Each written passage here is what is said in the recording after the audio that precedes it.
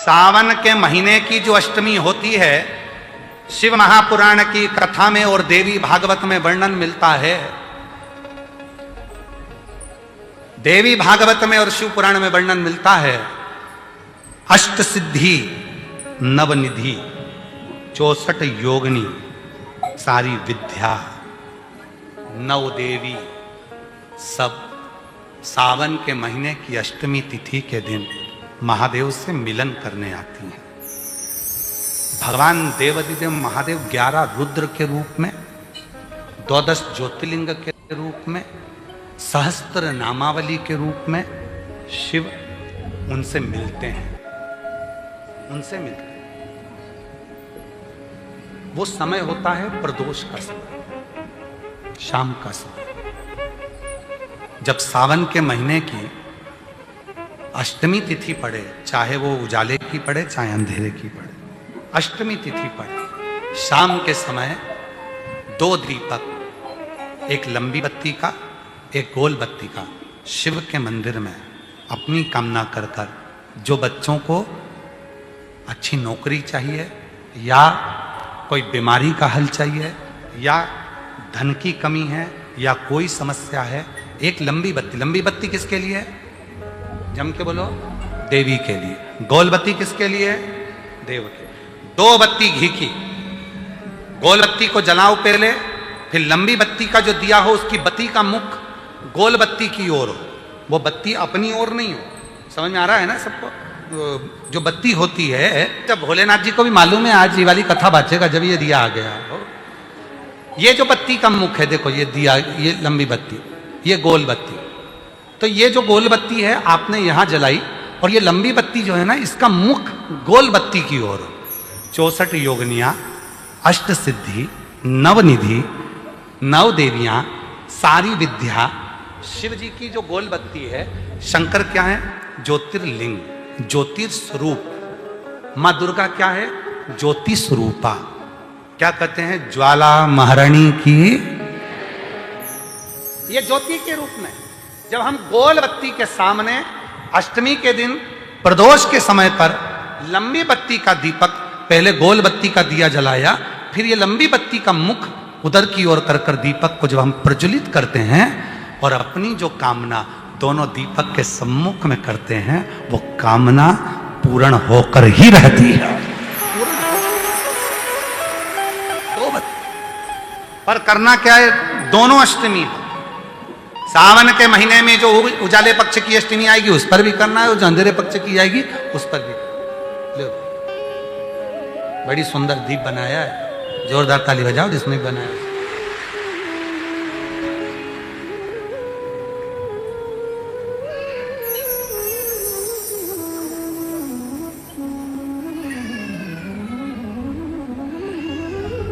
दीप उजाले पक्ष की भी अष्टमी लीजिए और अंधेरे पक्ष की भी अष्टमी लीजिए। कुछ नहीं करना, केवल प्रदोष काल में पहुंच जाओ बाबा देवाधिदेव महादेव के मंदिर में। एक दीपक, दोनों दीपक साथ में रखो। एक दीपक गोल बत्ती का पहले जलाओ, लंबी बत्ती का दीपक का मुख गोल बत्ती की ओर करो, प्रज्वलित करो और बाबा को अपने मन का भाव करो। बाबा को शमी के 5 पत्ते, बेलपत्री के 5 पत्ते, बेर के 5 पत्ते। क्या क्या चीज है जरा जम के बोलो? शमी के 5 पत्ते, बेर के 5 पत्ते और बेलपत्री के 5 पत्ते। महाराज, श्रावण महीने की दोनों अष्टमियों में से कोई भी अष्टमी, यह भी जरूरी नहीं है कि सोमवार की ही अष्टमी। श्रावण महीने की दोनों अष्टमियों में से कोई भी अष्टमी को बेर के पत्ते पर लाल चंदन, बेलपत्री के पत्ते पर पीला चंदन, शमी के पत्र पर केवल कोई चंदन लगाने की जरूरत नहीं, सादा, केवल एकदम कुछ भी उसमें लगाकर नहीं, सिंपल। पहले लाल चंदन वाले पत्ते, फिर बेलपत्री के पत्ते, फिर शमी के पत्ते शिवलिंग के ऊपर समर्पित कर कर उसको उठाकर वापस लाकर बेलपत्री के पेड़ के नीचे ही एक लोटा जल समर्पित कर कर पहले पत्ते चढ़ा देंगे, फिर लोटा भर जल समर्पित कर देंगे। उसी चढ़े हुए पत्तों में से 5 बेलपत्र को लेकर अपने घर जा रहे और अवधूतेश्वर महादेव, कौन से महादेव? अवधूतेश्वर महादेव। ये अवधूतेश्वर महादेव कौन से हैं? आपको कथा में कई बार वर्णन करा गया है। शंकर भगवान को क्रोध आया, ब्रह्मा जी ने क्रोध को लिया, समुद्र में डाला। उस रूप को क्रोध का एक रूप था, क्योंकि जो मदिरा पान करने वाले होते हैं, व्यसन करने वाले होते हैं, गलत काम करने वाले होते हैं, इनको सुधार कर जाओ। जितना तुम समझाओगे ये उतना कबूल होंगे। तुम बच्चों से कहोगे गलत लड़के के साथ रह रहा मत रहे, तो और ज्यादा क्रोध करेगा, और चिड़चिड़ करेगा, और अपशब्द कहेगा। तो ये क्रोध को संयमित कर देगा। अवधूतेश्वर महादेव, अवधूतेश्वर महादेव का स्मरण कर 5 पत्तों को लेकर आइए। कुछ समय बाद जैसा जैसा समय की अनुकूलता मिले, आप किसी मदिरा का पान करने वाले या किसी व्यक्ति को वो पत्ते दोगे या प्रसाद के रूप में दो तो अच्छी बात है, नहीं तो उस पत्ते का थोड़ा थोड़ा भाग भी प्रतिदिन मात्र 21 दिन तक अगर थोड़ा थोड़ा भाग भी दे दिया जाए तो धीरे धीरे धीरे धीरे मदिरा पान, व्यसन, गलत आदतें छूटना प्रारंभ हो जाती है और वो शंकर की शरणागति ग्रहण करते। महाराज शिव अर्चना, ये तो अभी अभी लोगों की थोड़ी सी सोच गलत हो गई। ये दुनिया के लोगों को ये तो मालूम नहीं है भगवान शंकर के लिए। हाँ, शंकर भगवान के पास में भांग रहती है, शंकर भगवान के पास में भांग रखी हुई होती है। शंकर भगवान का भांग का श्रृंगार होता है, क्योंकि उसको बूटी के रूप में, औषधि के रूप में लिया जाए। पर कोई कहे कि शंकर भगवान भांग का नशा करते हैं, तो ये संसार के लोगों को समझा देना कि शिव भांग का नशा, मेरा भोलेनाथ भांग का नशा नहीं, शिव नशा। जब आप किसी कार्य के लिए आगे बढ़ रहे हो और वो कार्य हो ही नहीं रहा, बहुत प्रयास कर लिया आपने और वो काम हो ही नहीं रहा, अथक प्रयास कर कर थक गए, तब घर से जब निकलो तो एक विचार कर कर निकला, मुख से कहकर निकलना कि आज मैं इस कार्य के लिए जा रहा हूं और मेरे साथ मेरा महादेव जा रहा है। कौन जा रहा है? महादेव जा रहा है। वापिस आओगे, ज्यादा से ज्यादा ये होगा 15 दिन, 20 दिन, 25 दिन, 30 दिन लगेंगे। जो कार्य कर कर आए हो उसका रिजल्ट आपके पक्ष में जरूर आएगा, क्योंकि महादेव को आप साथ लेकर जाते हैं।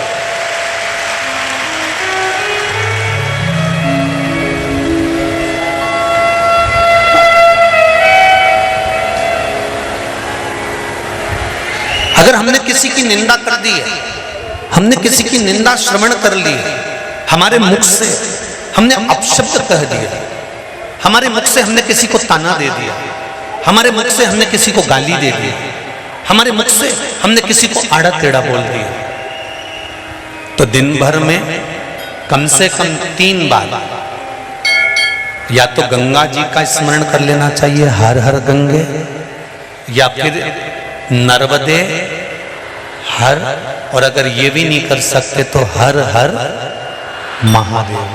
3 बार मात्र स्मरण कर लेने से जीव के मस्तक का जो पाप है वो क्षीण होने लगता है, समाप्त।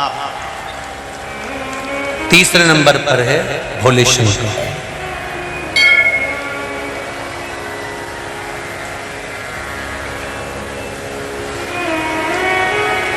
बहुत तेज क्रोध आ रहा,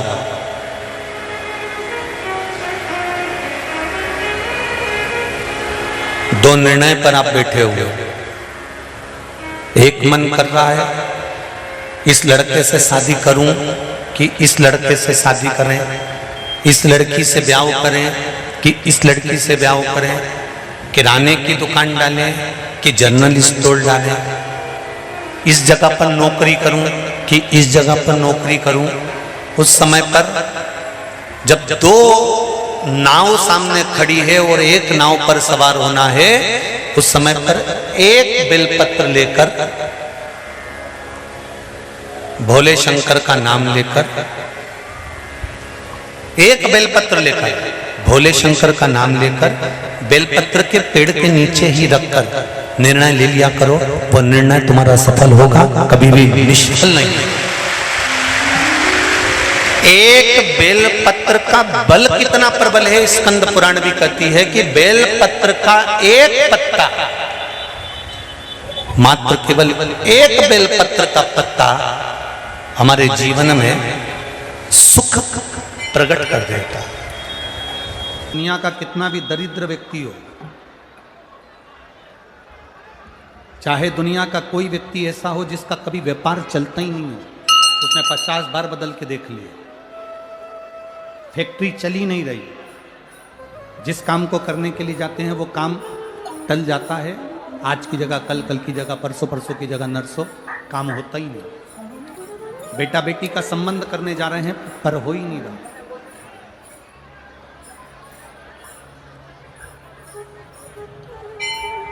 कितना भी दरिद्र से दरिद्र व्यक्ति, कितना भी दीन से दीन व्यक्ति,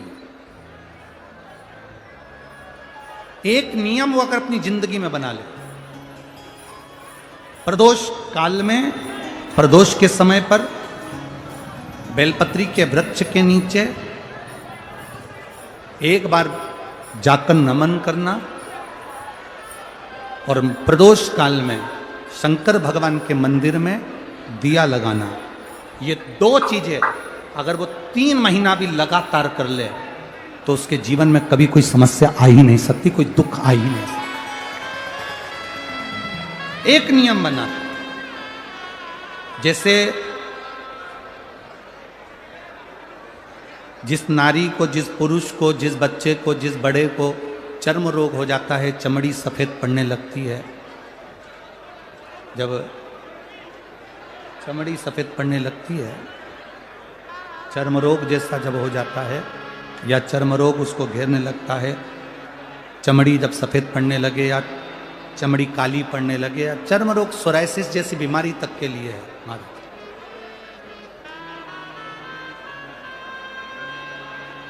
बेलपत्री के वृक्ष के नीचे की मिट्टी, बेलपत्री के वृक्ष के नीचे की मिट्टी, उसको जिस पात्र के अंदर शिवलिंग बनाने के लिए हम गलाएं, जिस पात्र के अंदर हम शिवलिंग बनाने के लिए उसको गलाएं और शिवलिंग का निर्माण कर कर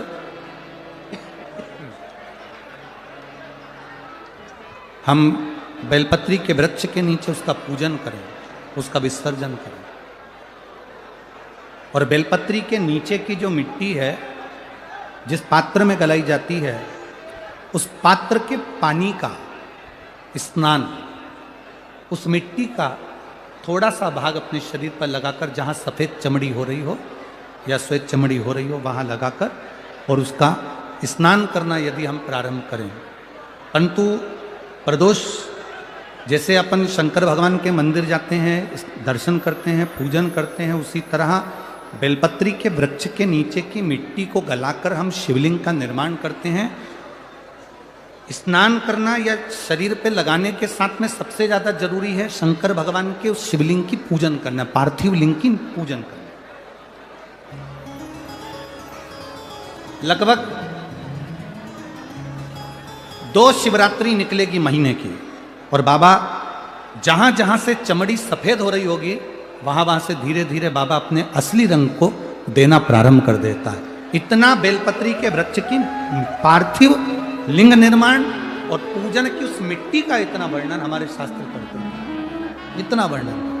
कैसा नीला कलर का पुष्प होता है, देखो छोटा है थोड़ा हमारे हाथ में, ये फूल का बेटा है, ठीक है, पूरा फूल नहीं है, ठीक है,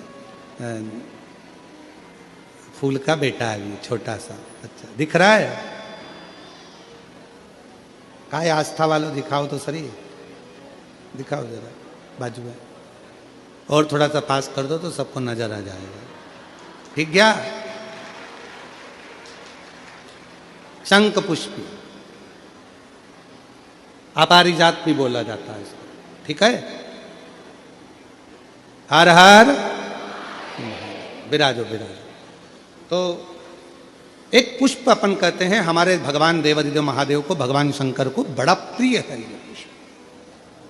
अब किसी से पूछा जाए, आप कह रहे हो कि शंकर भगवान को ये नीला फूल, ये शंख पुष्पी भगवान शिव को इतनी प्रिय क्यों है, भगवान शंकर को इतनी प्रियता क्यों है? कोई से पूछे तो वो बताए चाहे ना बताए, पर शिव महापुराण का संवाद कर कंठ में स्वयं मां जगत जननी ने 10 विद्या में से एक मां को याद किया, और मां तारा का एक स्वरूप मां सरस्वती के रूप में विराजमान हो गया। कंठ में रहने से विष की तपन के कारण, कंठ में रहने से विष की तपन के कारण उनका स्वरूप नीला पड़ गया। और जब उनका स्वरूप नीला पड़ गया तो भगवान देवादिदेव महादेव ने कहा, सुनो पार्वती, संसार के लोग, भूमंडल में रहने वाला यदि कोई भी मानव जिसकी विवेकता, बुद्धि, विचार, सोच, ज्ञान थोड़ा सा भी अगर उसमें कम है, तो वो नील सरस्वती का यदि आवाहन करे, मां नील सरस्वती स्तोत्र का पाठ करे, मां नील सरस्वती की स्मरण करे, तो उसकी विवेक, उसकी बुद्धि तीव्र होती है, श्रेष्ठ होती है। और सुनो पार्वती, यदि मान लो कोई नील सरस्वती का स्तोत्र का पाठ नहीं कर पाए, आराधना नहीं कर पाए, साधना नहीं कर पाए, स्मरण ना कर पाए, अगर कोई बच्चा एक शंख पुष्पी पुष्प को समर्पित कर कर जलाधारी पर, और 1 लोटा जल यदि वो समर्पित करता है, और उस जल का आचमन कोई बच्चा नित्य प्रति करता है, तो वो बच्चा धीरे धीरे विद्वत्ता धारण करता ही जाता है। जो याद करता है वो भूलता नहीं। ये मां नील सरस्वती की कथा है। 2 सरस्वती का दर्शन आपको और हमको होता है, 2 सरस्वती का स्मरण आप और हम करते हैं। एक सरस्वती जो स्वयं श्वेत वस्त्र धारण करी है, हंस पर बैठी हैं और बड़े आनंद के साथ में मां सरस्वती का सुंदर स्वरूप है। पर एक सरस्वती ऐसी हैं जो नीला उनका स्वरूप है, और नील सरस्वती के रूप में उनकी पूजन होती है। मां नील सरस्वती महाराज,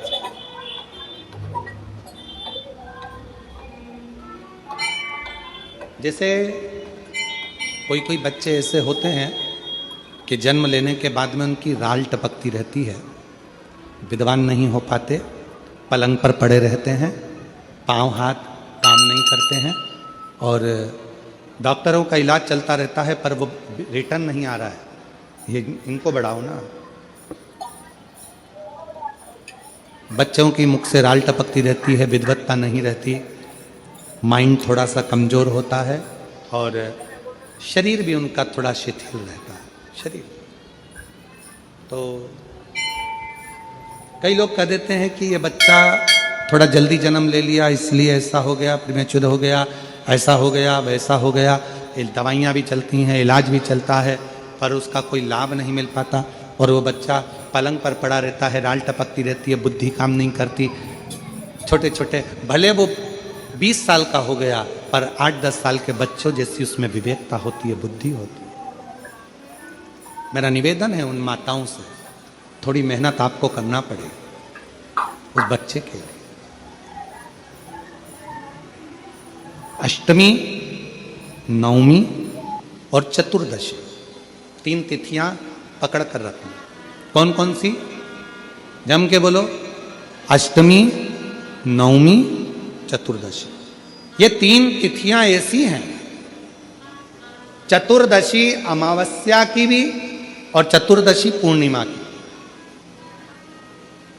अष्टमी, नवमी अमावस्या की भी और अष्टमी, नवमी पूर्णिमा की। ये वो तिथियां हैं जिन तिथियों में मां नील सरस्वती का स्तोत्र का पाठ कर कर एक शंख पुष्पी पुष्प, एक अपरिजात का पुष्प जलाधारी पर रखकर 7 बार अगर जल का पात्र से जल चढ़ाया जाए और उसी जल को कटोरी में झेल लिया जाए, उस जल को 3 दिन तक लगातार यदि सुबह दोपहर शाम रोज उस बच्चे को देना चालू करी है, उसके हाथ पैर भी काम करना प्रारंभ करेंगे, उसकी बुद्धि भी काम करना प्रारंभ करेगी। जो वो पलंग पर पड़े पड़े राल टपकाता रहता है, उसको लोग कहते हैं कि 18 साल का हो गया और दिमाग केवल 10 साल का है, 5 साल का है, उसमें धीरे धीरे बुद्धि प्रबल होना प्रारंभ हो जाएगी और वो भी एक दिन कार्य करना प्रारंभ कर देगा। जिसको प्रीमेच्योर बच्चे भी कहते हैं। लोग कहते हैं ये बच्चा जल्दी हो गया था, ये बच्चा बीमार पड़ गया था, बचपन में इसको कोई इंजेक्शन ऐसा लग गया था, बचपन में ऐसा हो गया था, बचपन में वैसा हो गया था, गर्भाशय का जल उसके मुख में चले गया था, तो ये बच्चे की ऐसी गति हो रही है। उस बच्चे के लिए अगर आपके आसपास के क्षेत्र में भी कोई बच्चा ऐसा है तो उसको मां नील सरस्वती का स्मरण जरूर कराएं। और अगर आप लोगों के पास में मां नील सरस्वती का स्तोत्र का पाठ ना मिले तो प्रयास करिएगा, मोबाइल पर सर्च कर कर मां नील सरस्वती का स्तोत्र भी निकाल सकते हो। बाजार में से गीता प्रेस गोरखपुर की किताब में भी ला सकते हो, पढ़ भी सकते हो, घर में उसका स्तोत्र का पाठ भी कर सकते हो। मां नील सरस्वती स्तोत्र का स्मरण और बड़े भाव के साथ करें स्मरण। और कोई माताएं कह देती हैं, कोई बच्चा कह देता है मम्मी मुझे याद नहीं होता, याद करता हूं परीक्षा हॉल में जाकर भूल जाता हूं, मैं कुछ पढ़ता हूं बाद में जाके भूल जाता हूं, स्मरण में नहीं रहता। तो उनसे भी निवेदन है, आप मां नील पाठ नहीं पढ़ सकते, स्तोत्र नहीं कर सकते, संस्कृत में नहीं पढ़ सकते, तो मां नील सरस्वती के नाम से अष्टमी, नवमी और चतुर्दशी के दिन एक शंख पुष्पी पुष्प को, नीला कलर का जो फूल होता है बेल में लगा होता है, जो शिव जी को अति प्रिय होता है, उस पुष्प को आप जलाधारी पर रख दीजिए। जलाधारी जानते हो ना सब लोग, शिवलिंग पर नहीं, जलाधारी पर रख दीजिए और जल चढ़ाना 7 बार प्रारंभ करिए। बाबा देव अधिदेव महादेव आपको याददाश्तता में प्रबर करेगा। परीक्षा हॉल में जितना तुम याद कर कर गए हो, अच्छी मेहनत कर कर गए हो, तो भूलोगे नहीं, तुम्हारी बुद्धि तीव्र होती चली जाएगी, प्रबल होती चली।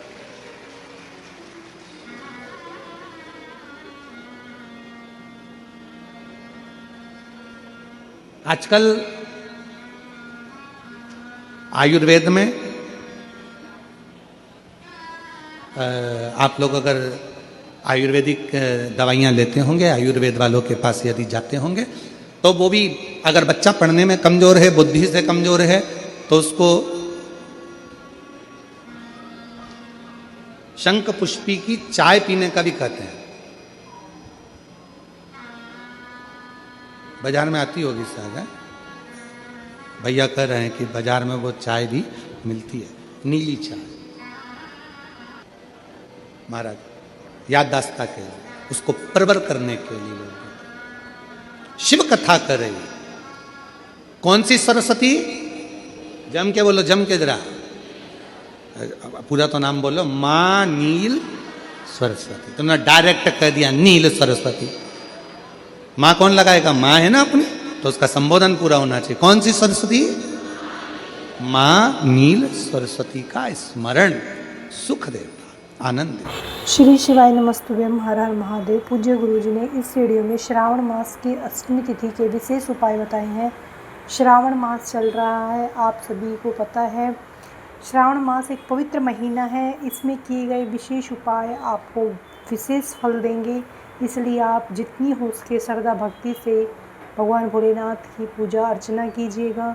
वीडियो को अच्छे से देखकर समझकर श्रावण मास की अष्टमी तिथि के विशेष उपाय आपको अवश्य ही करने हैं।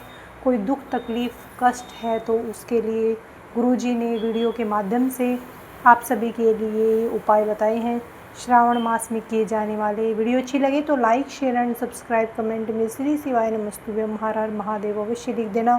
जाते जाते चैनल को सब्सक्राइब अवश्य कर देना। जय श्री राम, हर हर महादेव, जय श्री महाकाल।